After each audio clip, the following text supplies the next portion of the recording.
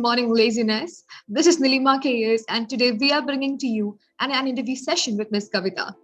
Morning Laziness is an online magazine dedicated to women. It showcases various articles, personal life stories, and interview sessions on different matters concerning women. And today, our interviewing Miss Kavita happens to be an embodiment and transformation coach, as well as the host of Tunein Podcast. So let us welcome my interviewee. Hello, Miss Kavita. Hello, thank you for having me. How are you doing today? Yeah, I'm really good, thank you. The sun is shining for once in England, so I'm happy. Great. Well, since you're on board with morning laziness, what is your morning mood? My morning mood today was pretty good, very different to yesterday's morning mood. But yeah, I've been pretty productive and feeling good this morning, actually. I'd say happy and content. Great. So, which is your favorite meta character from our very own NFT collection, Women in Metaverse? Definitely the sunset viewpoint one with the glasses and the cool little top. I'm definitely into sunsets and sunshine. Right. You sound like a very sunny person. No wonder I like summers. Thank you. Great. So, what made you smile today? What was that? Sorry. What made you smile today? What made me smile today? My partner made me smile today. Lots. Oh, that's so sweet and romantic. It's really cheesy, but it's true. Right. So, what fascinated you the most about transpersonal psychology, since you have done your studies mostly in that subject? Yeah. Yeah, do you know what? I didn't even know that I was that fascinated by it. It was kind of like when I did my A levels. And my degree in psychology, I ended up sort of doing my dissertation on things like sleep paralysis, and I did stuff on like cannabis and the effect on the mind, and all this kind of stuff, especially stuff for sleep paralysis, is very much to do with the mind when we're not, it's very transpersonal. It's basically not this physical side, it's very much outside the body. And I didn't really know that I enjoyed that, but I enjoyed that subject. And then when I did my first yoga training in Thailand, like 7 years ago, 8 years ago nearly, that's when I started to really realize that there was something bigger than this body and this mind, and that there was something so much bigger in consciousness and spirituality and dreams and higher states of consciousness. And it was strange. As soon as I got back from my first yoga training, I didn't want to do a master's degree at all, but I just don't know what happened. I got back and I was like, my hands were going. I started researching transpersonal psychology, and I was like, oh my God, this is fascinating. Like, consciousness to me is just, no one really understands what consciousness is yet, but that's when I sort of got involved in all the transpersonal. But I'd say just learning psychology and then my yoga training sparked it. Right. Well, great. So how did you begin your career path actually? What influenced you towards yoga and embodiment coaching? Yoga was kind of an accident, actually. I actually started a wedding planning business, and I realised that on my first wedding, when I was in Ibiza, looking over the sea, thinking, this is my dream job, I was like, this is not making me happy. I did yoga training. Everyone thought I was crazy. They were like, this is really random. You're just going off now when you've just started your business and you're just going to Thailand. And I was like, I don't really know why. Something's calling me to do it. And I really didn't, I'll be honest, I really didn't realize what yoga was spiritually. And when I got there and they were like, oh, it's spiritual, I was like, I don't really understand what's spiritual about me standing in different positions. I don't get it. Then I realized that it's the breath, it's the movement, it's the awareness of the body, it's all those things. And I was like, okay, what even is this? And it was a real transformation. I wasn't used to all this stuff. And I knew I didn't want to teach yoga, but I did like 5 or 6 different yoga trainings. But I kept doing more yoga because something obviously was like drawing me to it. I was like, I don't want to be a yoga teacher, but just something in it. And then I got to coaching because I went from yoga to breath work. Breath work blew my mind. And that's what made me realize even more how much is stored in our bodies. And then I was like, I want to help people feel how I have felt through this process. I don't really want to teach yoga. I love teaching breath work in bits, but I knew that I just wanted to help people connect with themselves and move forward in their lives, how my journey was going. So that was the short version of the journey. Great. So what are the key services you render through your official platform under the title Kavita Goliais? So I do one-to-one feminine embodiment coaching, which feminine embodiment doesn't have to be just for women. Men and women have female yin and yang, female masculine, There's a masculine side of us who want to go out and do things. There's the feminine side of us who are the creative sides, the nurturing side of us, the bits where we get all the ideas, right?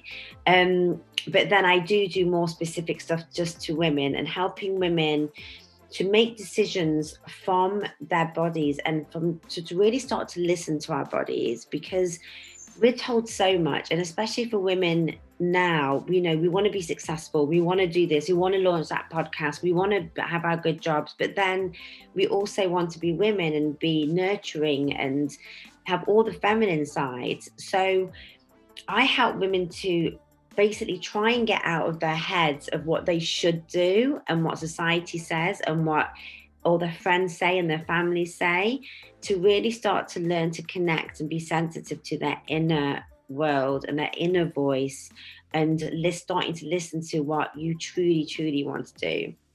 And then I do transformational coaching for men and women. And I also work with psychedelic integration coaching, which is a massive subject right now. I won't go too deeply into that one, but yeah, they're the main three things.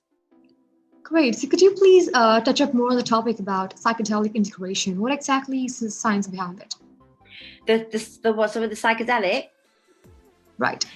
Right. I actually did my master's research on psychedelic, on psilocybin and microdosing and all the research that's happening at the moment. Now, I'm not sure about in Dubai or anywhere else in the world, but I know that in America, Amsterdam, and England especially, there is huge movements towards legalizing psychedelics for mental health, and things like psilocybin, MDMA therapy, ketamine therapy. There's actually legal clinics in England now and in America. And I worked on psilocybin, and the science behind that, the research is showing that people with treatment-resistant depression, like the people who go through so many medications, nothing helps them, that there's lots of research showing that psilocybin is helping so many people. Taking over from antidepressants, opening the mind. It comes from, from indigenous tribes and old plant medicine. And, this is old, ancient practices that were stopped and made illegal not that long ago. But now, thank God, the research is coming out to show that hopefully for research and for therapy should become legal again. And it is a few places in America now. But I'm not illegally. I don't advocate. I don't tell people to go out and take it. I don't give it to anybody, but I help people through the process. What exactly is embodiment coaching all about? Okay, so it's always quite hard to explain what embodiment is, because people, we think we're in our body. How can we get any more in our body? Like, what does it even mean? But I try to explain it through, in a way, of a feeling. So say, for example, we wake up in the morning, and I actually talked about this on my Instagram yesterday, how I woke up and I wasn't feeling great and I was all in my head. I was thinking about all the things I have to do, and then you're a bit tired, so you have coffee, and then you're just like in your head running around. And we don't ever think about, we take painkillers if we're in pain. We just think we push everything down there. We don't want to feel, we don't want to slow down. We just want to keep going. So embodiment is really, there's 4 pillars of embodiment: awareness, breath, movement, and sound. And they're all the ways that we can really try and get into our bodies and out of our heads. So awareness could just be, it could literally put your feet on the ground, meditating, bit of mindfulness, doesn't have to be for long. It can be breath. Breath work's always really powerful to come back to the present moment and just even if you just feel where your body is in your chair, something like that. And then we have movement. Movement is a really good way. I love to dance. So I sometimes, yesterday morning when I felt like that, I just danced around and I danced to music, and there's that part. And then sounds, which we all hate doing because it's weird, right? We don't like making noise because we think, oh God, like, we're a bit nervous about that, or we're not used to doing it, even though lots of tribes use sounds as well, right? Just like psychedelics or dancing or any of those things, ancient practices. So embodiment training is really me using all those 4 pillars whatever I need to, or what everyone's different, not one person's going to be the same.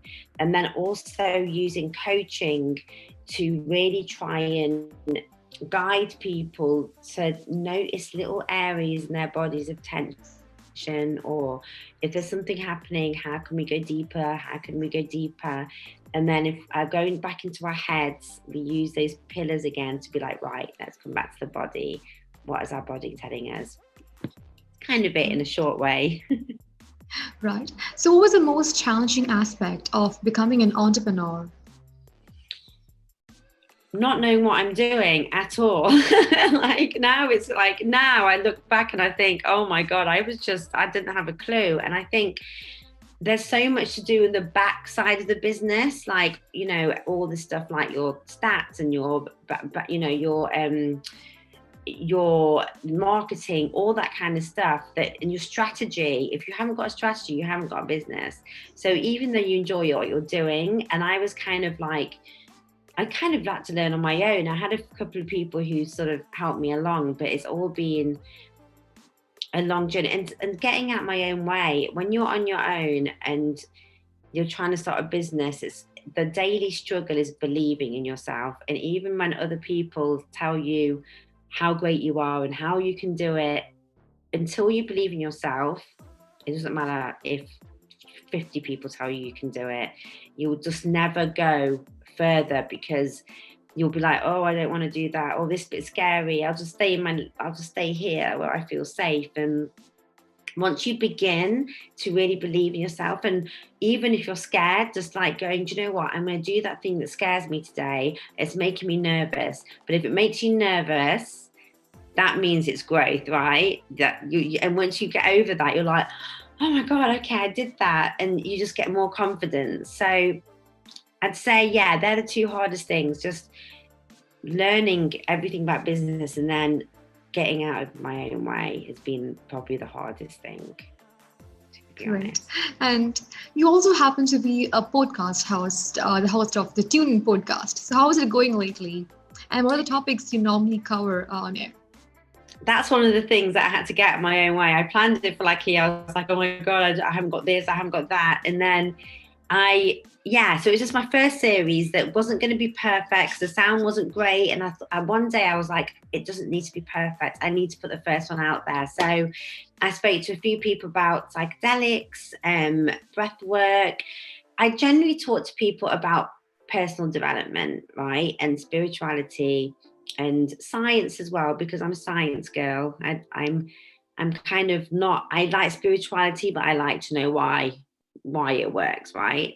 So in my next series, I have like Holly Hustler, who's like a sound healer, and I have another girl who uses voice training. And so one who inspires me in the world where we can expand ourselves and our consciousness, which covers all of those really. So it's very much personal development. Right. Now, lastly, what do you think this world needs the most? Connection. Honestly, like there's actually a TED Talks.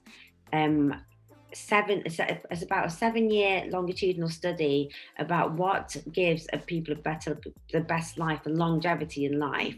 And the 2 top things that came up, and before alcohol, drugs, lifestyle, what you eat, was your relationships and your community, and I think community and support and people connecting with each other is like the base, and openness and compassion is what, I think will just make this world a better place. And if things like this are great to connect people and, give people a bit of support if they need it.